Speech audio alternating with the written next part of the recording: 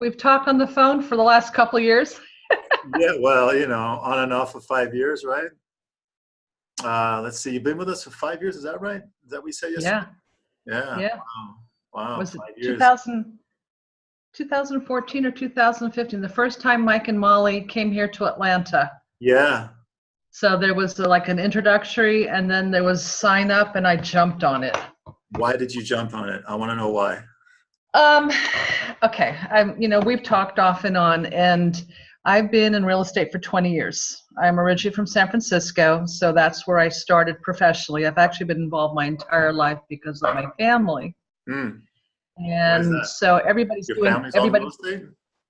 my grandfather came to this country and he built houses kind of all over the place, bought and sold, bought and sold. And my father was a contractor, my brother's a contractor.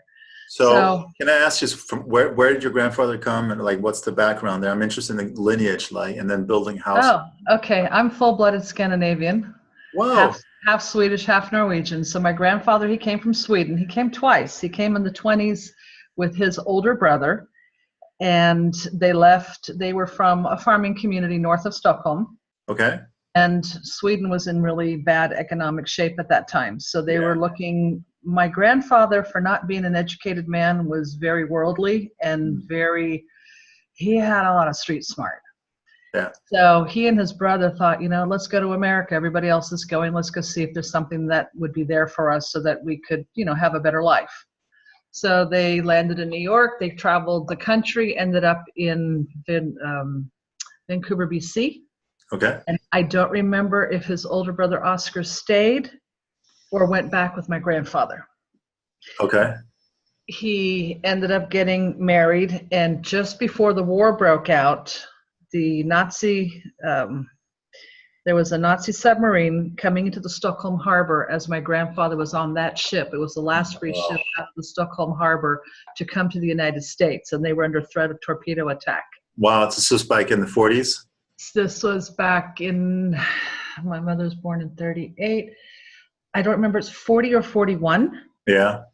And no, 40, because my grandparents were separated for 7 years because of the war before my mother and my grandmother could come and join my grandfather here in the United States. Wow. Wow. Yeah. What a story. Yeah, it was interesting. And my father came here in the 50s from Norway.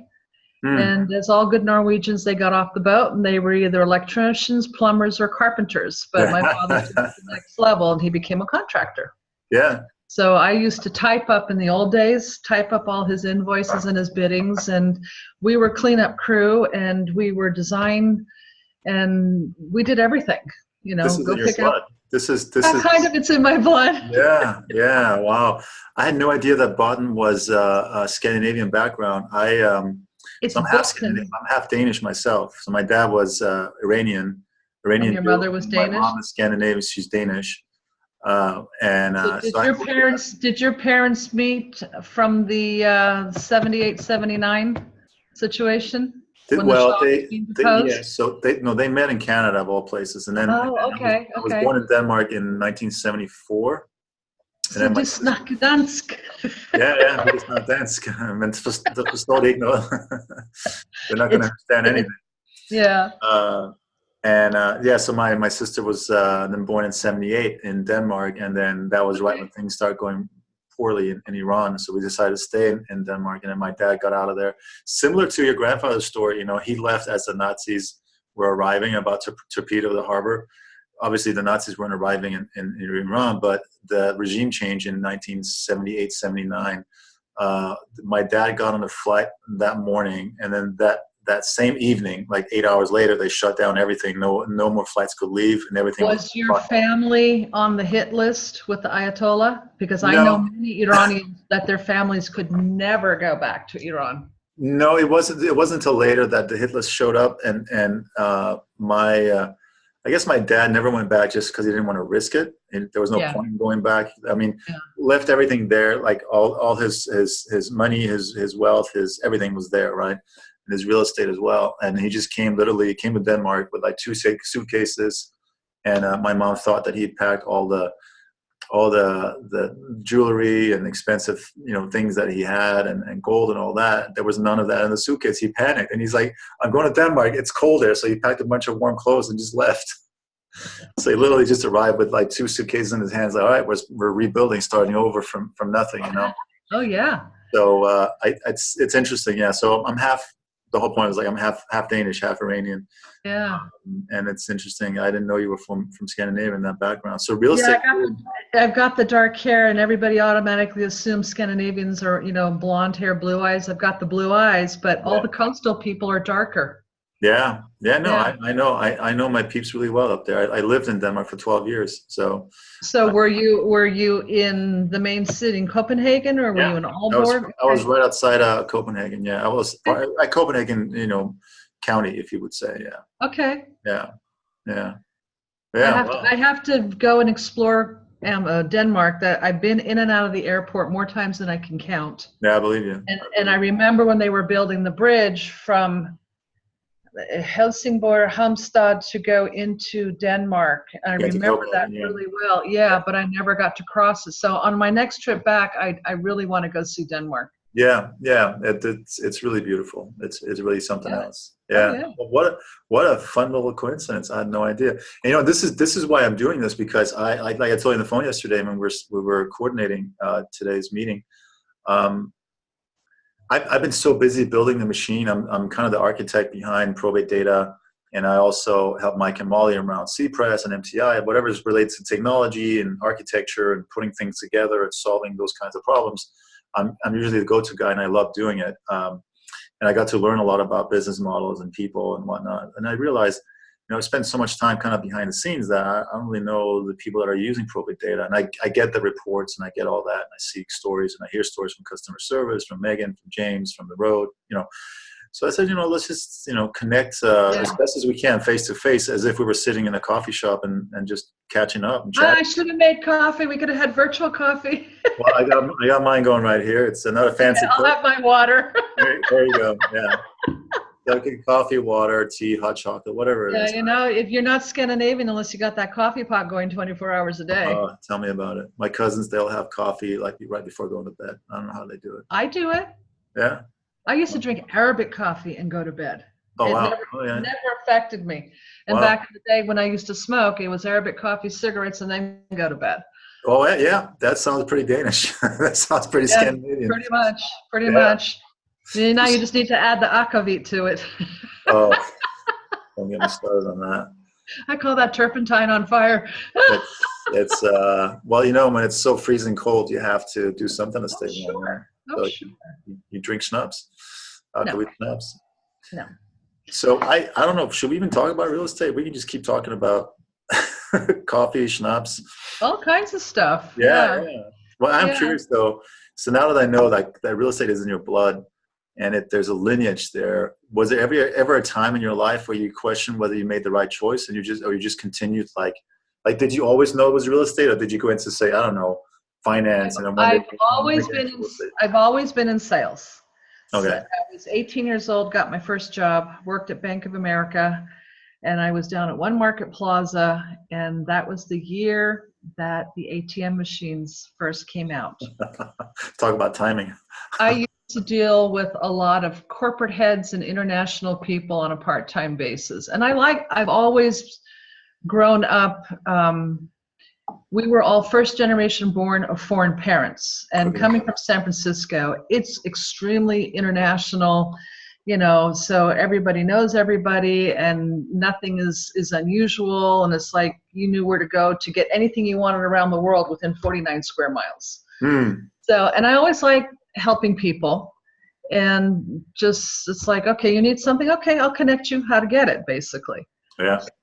So I was in wholesale, I was in retail sales, and always in the background was real estate, but there was a fear because, you're getting a paycheck, and we are trained in this country to work paycheck.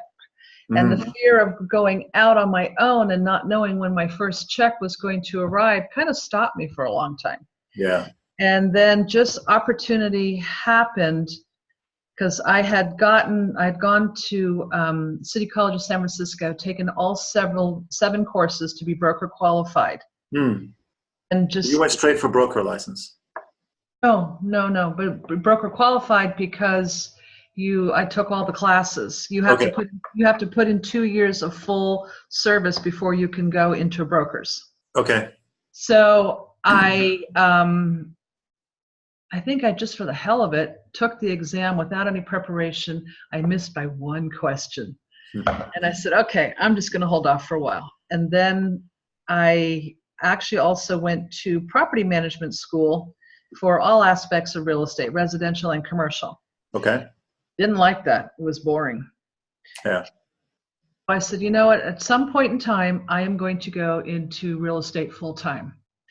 And I had a customer, she was a real estate agent, and her husband was part owner at a Prudential office in San Bruno. And she used to send her husband up to my selling floor to recruit me. And I said, John, if you can guarantee me 6 months of salary, I will walk off my selling floor with you right now and never look back. But I said, I don't know if I can do this right now, going into the unknown. Well, about 6 months later, the opportunity arose, and I just bit the bullet, and I did it, and I haven't looked back ever since. That's wonderful. Yeah, and because I was born and raised, in the San Francisco Bay Area, that was my backyard. I knew every place, but when you get your license, now you look through things through different eyes. You have to look at it through a realtor's eyes. Yeah. So neighborhoods became area numbers. And you just kind of, okay, this here. The schools were not really what they were known for, especially in San Francisco, but you wanted particular neighborhoods, and you just had to learn. And I'm the type of person that I have never wanted to wing anything. I want to be very intelligibly of what the product is or what the information is. Yeah. And I've also never been afraid to say, I don't know, but we'll find out. So I just jumped in, and it was so funny because my it was Prudential at that time. They had 2 kiosks in 2 of the close malls. So we used to sign up to try and pick up, customers, because this was before internet and things. Yeah. Client, they were from Shanghai. They came running up to me and they go, we want to buy this townhouse. Okay. I hadn't even written a contract. It was so funny. And it ended up being really a nice experience, and made some nice friends, ended up selling them 2 different townhouses. And so those were your first, that was your first transaction? That was my very first transaction. So walk us through what that felt like at the moment you closed that deal, and then they got the keys to the place, and you got paid your paycheck. Walk us through that experience, and how did that affect you throughout your real estate career? And do you ever have those feelings again? Yeah, it's your first sale is always the most exciting because you've never done it before. So it was a little different then. The training was a little bit more laxed, and your contracts were handwritten at those times. Now we can fill them out on the computer and print. We don't even have to print it out. We can just email it to clients, and they can e-sign. So I felt very unsure of myself, because at that time Prudential had their own purchase contract. And in California, you have multiple. And in the San Francisco Bay Area, when I was practicing, there was 5 different contracts depending upon what county you were in. PRDS was always our favorite one. And then you have the CAR, which is California Association of Realtors. You had one for the East Bay. You had one for San Francisco, had its own because it's a city and a county. So it was, I've always liked learning. And what I felt about real estate, you're never going to be bored, because even if you think you master something, there's always something new to learn. Yeah. So made a lot of mistakes, but my clients didn't know the difference. And the fact that I was so eager to help them, and I went above and beyond, they kind of oh, another signature? Yeah, no problem. She's working really hard for us, which I did. Yeah. First check, I don't think I cared what the dollar amount was. More the fact that I finally broke through, because your first transaction is always the hardest. Yeah. Okay, so now I have a foundation to kind of judge how things will go. I know what I have to do. I know what disclosures I need. Yeah. I built my list of inspectors and, you know, my tradespeople that I needed and what have you. And I just talked to a lot of people because you can't force people to do something.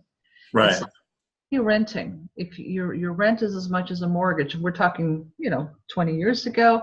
It's not like how it is today. And so I worked with, it's funny, two different spectrums. First-time home buyers and a lot of seniors. And I was the first NAR SRES class. And I think that it contributed to my very strong Scandinavian lineage with a lot of the older people that were my role models, actually. Mm. And that in our culture, the 55 and over people weren't given the respect that they should have. They had the money, they had the time, they had the patience, but everybody was chasing the 18-year-olds. It's like, I wanted the grandmas because they had grown daughters and grandchildren. And they knew and they trusted me when I was in retail. And I always told them, I can't help you here because your shoe size is too big or too small, but here are the places you can go. And they loved it because I took a lot of pressure off of them. So if I couldn't help them, they still came in to see me, brought their granddaughters and bought from me and stuff. And it's like, if I had only kept a list with all their names when it came to you know, but you know, shoulda, woulda, coulda, it's still it built a really strong foundation. Also, my market was very international. Yeah. That's what I'm getting. And, you know, I'm curious, what do you think makes for a good, well, even outside of real estate, what makes a good salesperson? What qualities do you think makes up a good salesperson and a successful salesperson? Oh God, you can't be in this business chasing money.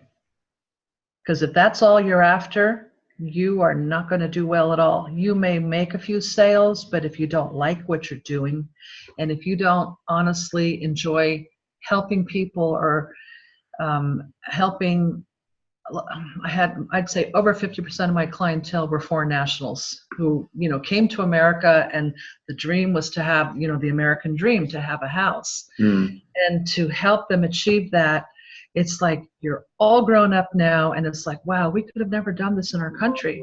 So there are many countries around the world you can't get a mortgage. You have to save all your life or inherit a family home or, you know, things. So it was very rewarding, and people saw that you really genuinely liked them and took care of them. So referrals came. Word of mouth is better than anything when you're dealing with people that feel that you do care for them. So, so it's like, so what I'm hearing you say is like, is if you want to care about the well-being of who you're helping. Well, you have to be honest. Honest. Okay. You have to be honest. You have to have good cultural understanding if you're working in a market that is very multicultural, because what might not be what the Hispanic market likes or the Asian market likes or the Iranian market likes. You know, so it's like, if you know a little bit about their background and different status levels and the cultural things, you know, there's superstitions, there's religious things, there's kind of the games that everybody plays, you know. And if you can cut through all of that, that helps myself to be more productive and understanding. And people really appreciate that because, oh, you know that about us? I said, yeah. How do you know that? And I would just go, I just do, you know. Yeah. That's just how I am. I learned to swear in 14 languages too. Yeah, well, you have to, right? If you're going to be successful in any language, that's the first lesson, is how you have to be very careful with that too. But it's just helping somebody. And I saw also, you know, back in the day, there was a lot of people that weren't the most scrupulous. And I ended up fixing a lot of problems that people had encountered from help them. And I thought, that's really disgusting, because I feel, because I'm born of immigrant parents, you have a moral obligation to help your fellow countrymen to get launched correctly in this country. You have the opportunity to try. There's no guarantee you will succeed, but nobody can stop you from trying. Right. I saw, unfortunately, a lot of successes and a lot of abuse. Yeah. So I can almost guess, but I'm going to ask it as a question anyways. Like this experience of yours and this desire to really want to be of service and to help, I can see how that parlays really well into the area of, because you did SRES, which is Senior Real Estate Specialist, right? I did that in 2000. Yeah, and I can see how this nature of yours and your trajectory in real estate and in life parlays really well into probate, and because it's still, you're working with families again, so having that, we talked about this a little bit yesterday, this sense of having sense of empathy for what they're going through, right? You have to have an understanding, and this probate is not an arena for all agents. If they're just looking to add it as another, notch on their belt, oh, I'll try this, because it's easy money. No. This is not a hunter mentality, because you're dealing with someone who has suffered a loss. And especially if it's a spouse, these people are very vulnerable. They don't want somebody who's going to be a wolf chasing them and just looking at them as a commission. And it's something that there is no one size fits all formula to work with them, because everybody's circumstances is different.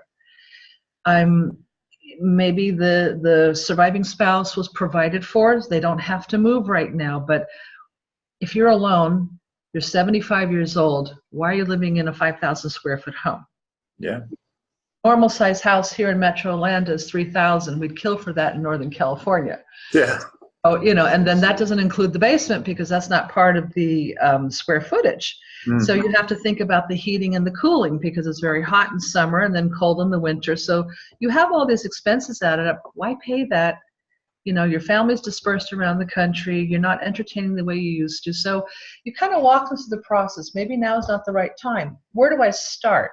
You've got a whole house full of furniture. What do I take if I do decide to downsize? Do I go to a smaller home? Do I go to an apartment?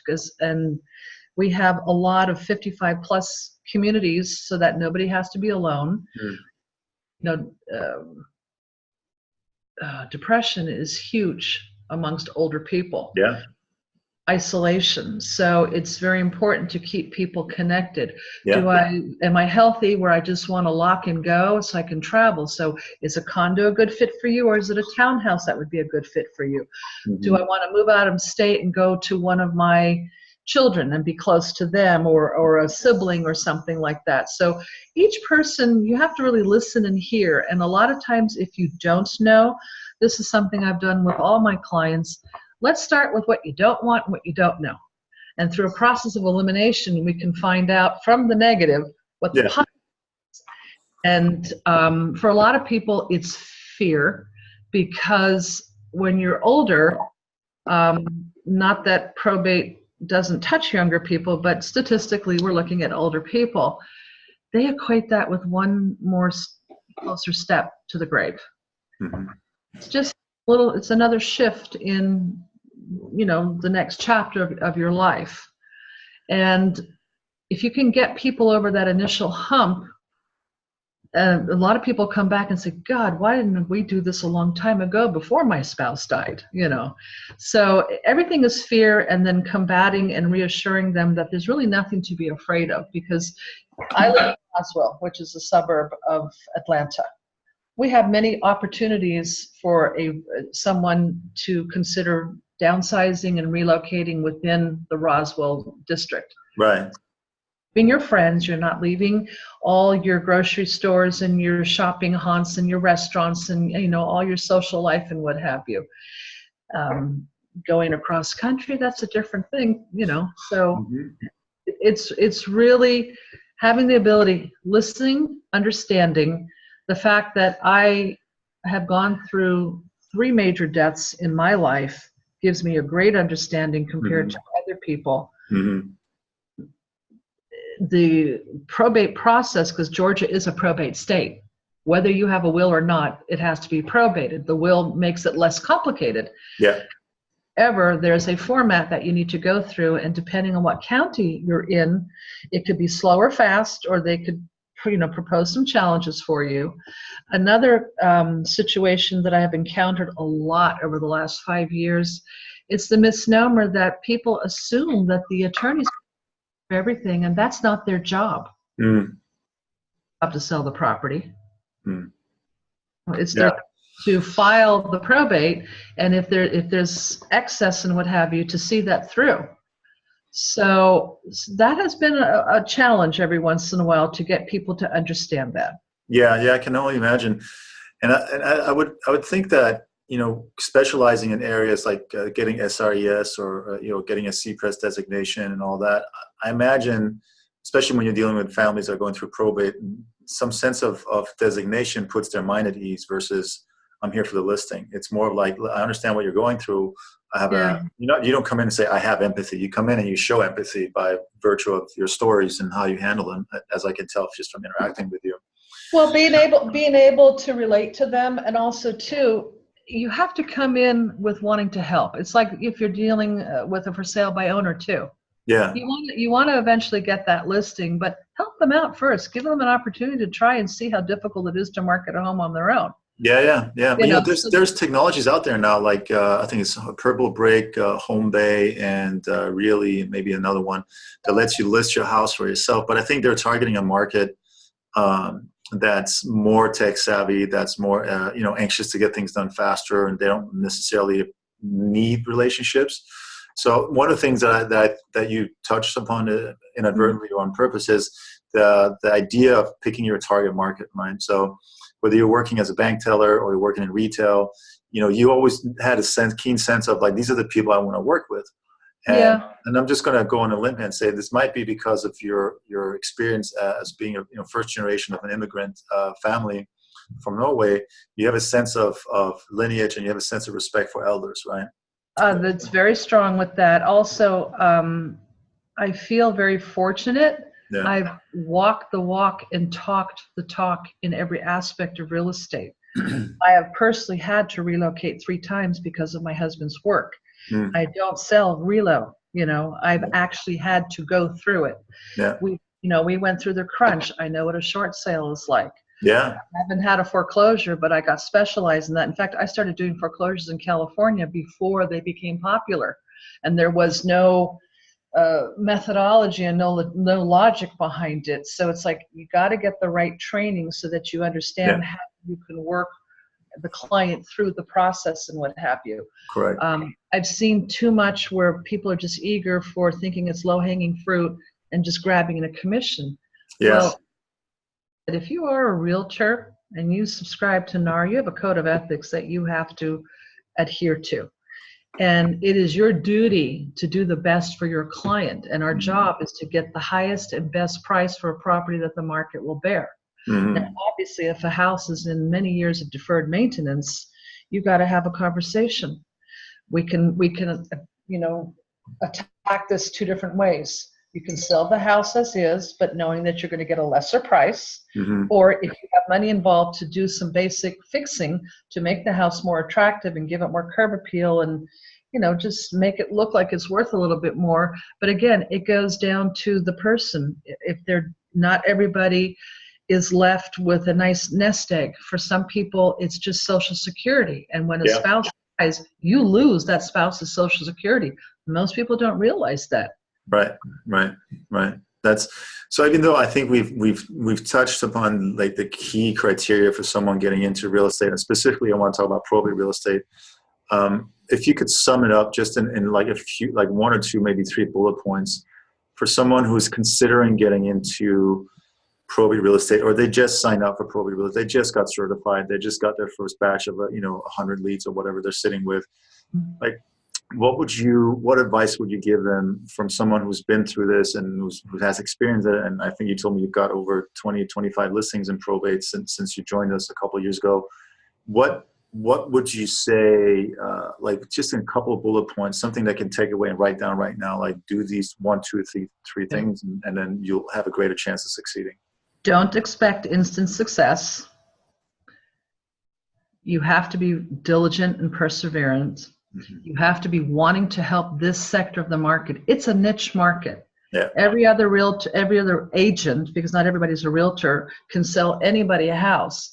But if you want to also differentiate yourself from other agents, choose a niche market. This is definitely one. But again, you have to have the stomach and the psychological aspects to deal with this. Yeah. Because it isn't for everybody.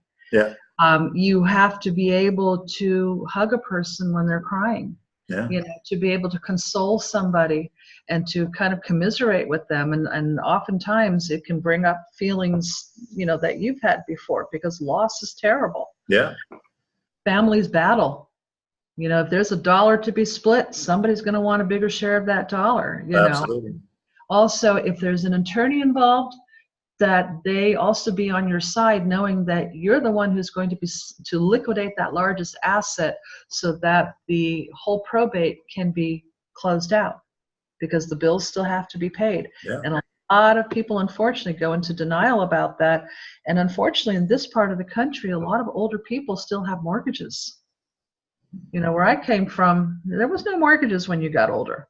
Yeah. Yeah. No, I know. Yeah.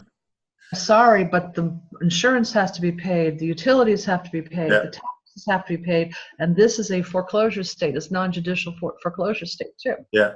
So I'm curious about, now that we talked about the why to get into this and kind of the ethos and the nature of it, I'm curious if you can share a couple habits in terms of productivity, in terms of daily or weekly or monthly practices that you do as a successful agent that you could share with some of us that are watching this now, or just tell me what you think about it. What are some habits, some practices, some things that you've learned over the years, and when you do this you get to see results? So we know that you got to come in with a certain attitude, so we address that, but I'm sure some people are watching, they're like, okay, I have the attitude, I'm eager to help, I'm just all over the place, or I'm not organized, or I don't know what to do. It's not just enough to show up and say I want to help. I know I got to do something on a regular basis. You have to prove it. What's that? You have to prove yourself, and you have to be very perseverant. And I'm guilty I'm human. There's some people I don't follow up with as diligently as I should. But I think it's really important that if you choose to become a realtor, and then if you choose to take probate as a major portion of your business, you need to understand the whole concept of it, and you have to constantly go out there. You have to network with people. You have to show up. You have to, drive by that house, especially if it's an out-of-state PR. They have no clue. Yeah. And I love it when Jack started coming up with a story about 4 years ago. How many keys does mom have with the neighbors or what have you? How many keys are out there? Let me go check out the house. Let's go see that the house is secure. A lot of things people don't always think about because they're busy with their own life, and even if they're local, they don't know if their mother or their sister or their brother had 8 people coming around who had access to the property. The last thing you want is for them to find out that they've come in and just, taken the house. Yeah. Yeah, that's interesting. Like that, showing that you're there, that list of vendors. In fact, I'm reworking my list of vendors this weekend and adding and deleting, because unfortunately not everybody always pans out. Yeah. So we're constantly revitalizing that and revising. I do a lot of networking with people who are involved in the senior sector, who are facing downsizing. We have a lot of 55 and older communities here where you can buy. And so you just start kind of getting to know people and what have you. And because the next step is maybe an independent living facility or assisted. And unfortunately, the next step after that would be the final process of your life. But it's like, you can keep their quality level of life as strong as possible for as long as possible. It makes me feel good to help them, and I know I'm doing something right for them. Yeah. So be persistent, continue networking, sincere. Go where other people are being helped by them. So other networks out there, update your vendor list. And now are you pretty consistent in terms of, say getting leads, making phone calls, sending mailers, doing that? Are you, how much of your week is taken up by actually pushing out new leads versus follow up? How do you divide up your time? Yeah, depends on the week. I kind of got away from the letters, and I think I'm going to go back to that, because we're in a unique market here where there's a lot of out-of-state investors and hedge funds that are just attacking the probate market like crazy.